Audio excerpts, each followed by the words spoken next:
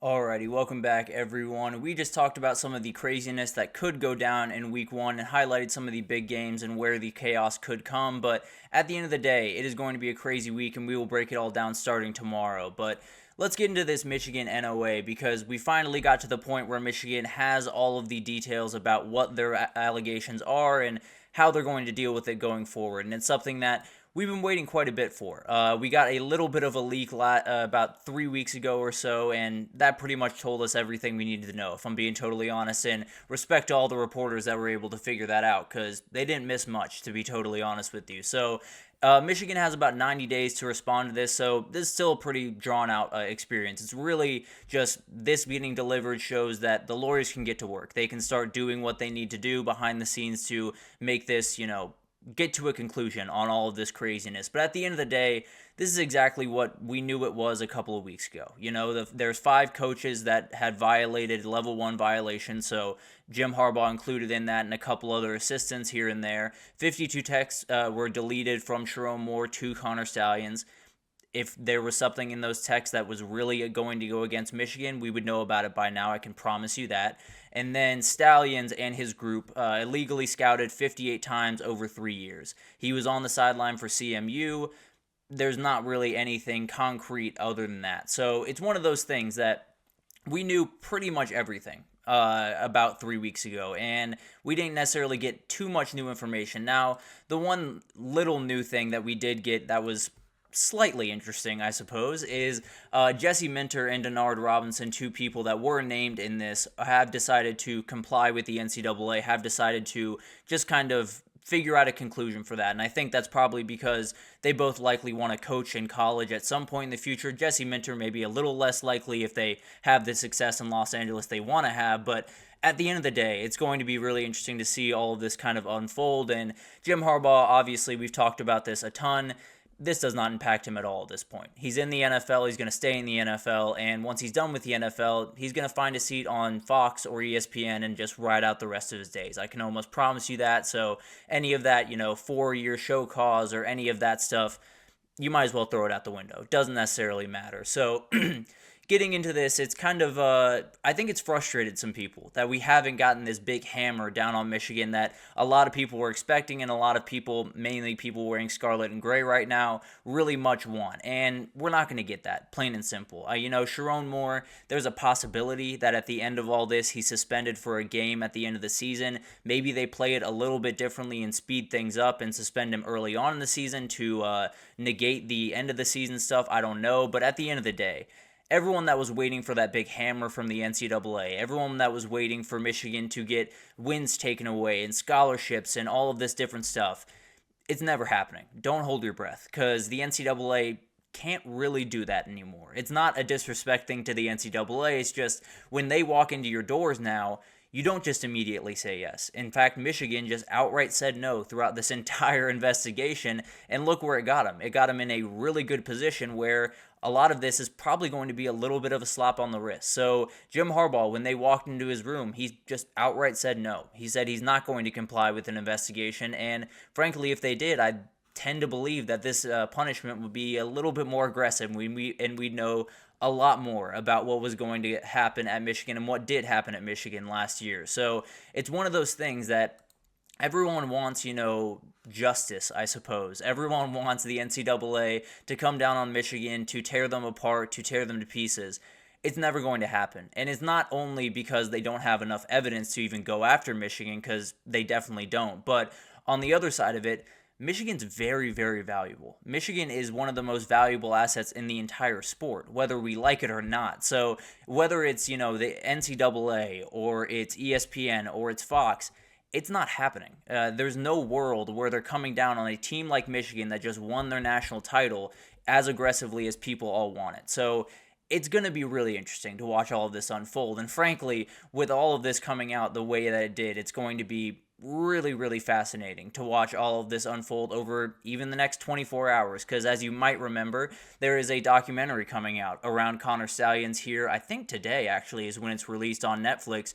And that's no accident. It absolutely, the NCAA releasing this before that came out was on purpose. I can promise you that, and it was definitely something that they had planned beforehand. So it's going to be really interesting to watch this unfold. No doubt about it. It's going to be, 3 more months of trying to figure out how all of this is going to end and who from Michigan is going to get hurt a little bit more, who's not going to get hurt. The entity of Michigan is not going to get hurt. Period. End of story. The entity of what Michigan is going to be going forward is not going to be hurt. Maybe Sharon Moore is suspended. Probably not. But maybe they lose scholarships. Definitely not, actually. But the reality is, this is not going to be the thing that a lot of people want it to be. Just reality. It is not going to be the thing that a lot of people expected it to be when a lot of this news come out. And I mean, including myself. When all of this stuff started to come out, you're thinking, man, they went and stole signs. They were on other teams' sidelines. They were using binoculars and things of that nature to make sure they got all the signs. It felt like a big deal. It felt like a huge explosive thing, but we haven't necessarily learned too much more since that day. We haven't necessarily gotten to a point where we can say Sharon Moore knew. We can say Jim Harbaugh knew. We can say Jesse Minter knew. So what can we do to Michigan at this point? So at the end of the day, I've talked about it before on here as well.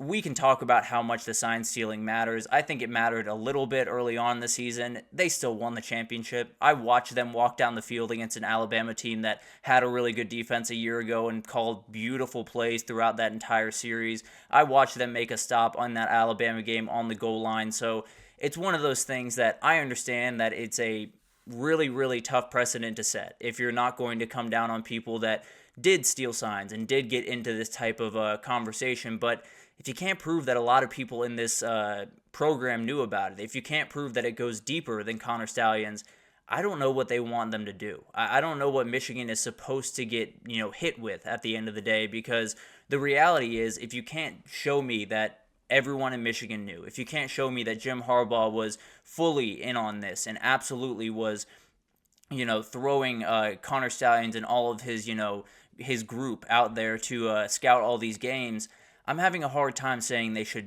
tear apart Michigan. I will confidently say Conor Stallions likely should never work in college football anymore. I can confidently say there are some people in this group that should be cracked down on.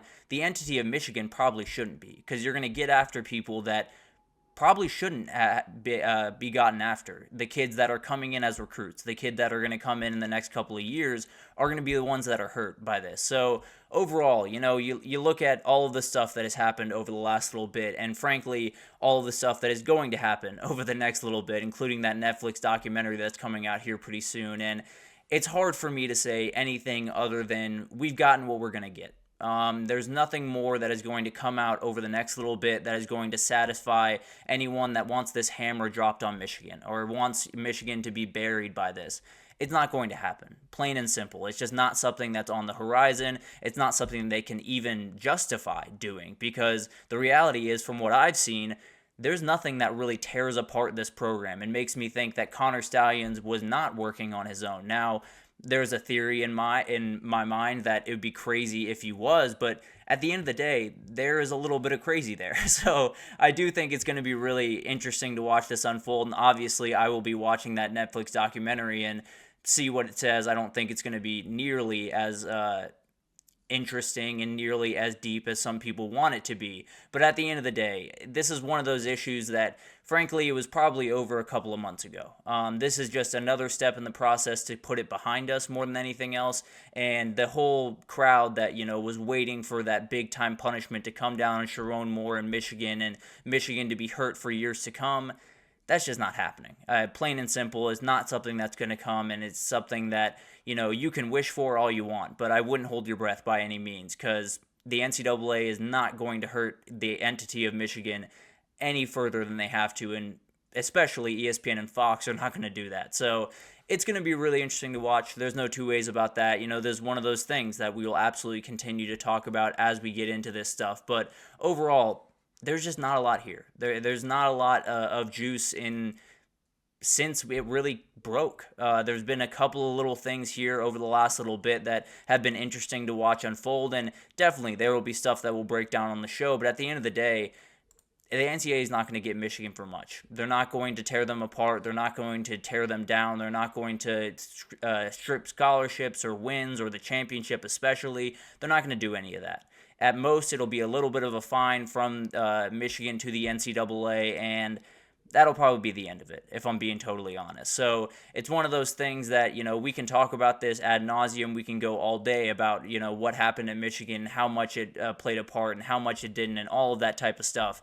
At the end of the day, I'm going to deal with the stuff that's right in front of me, and that's this investigation. And frankly, it's not much, if I'm being totally honest. So I think Michigan's going to be more than fine coming out of this. I don't think it's going to be a big deal by any means, and I think we'll figure out in 90 days exactly what's going to happen in terms of Sharon Moore in this program, but I'm expecting nothing more than a little bit of a fine, and then they'll move forward with their day.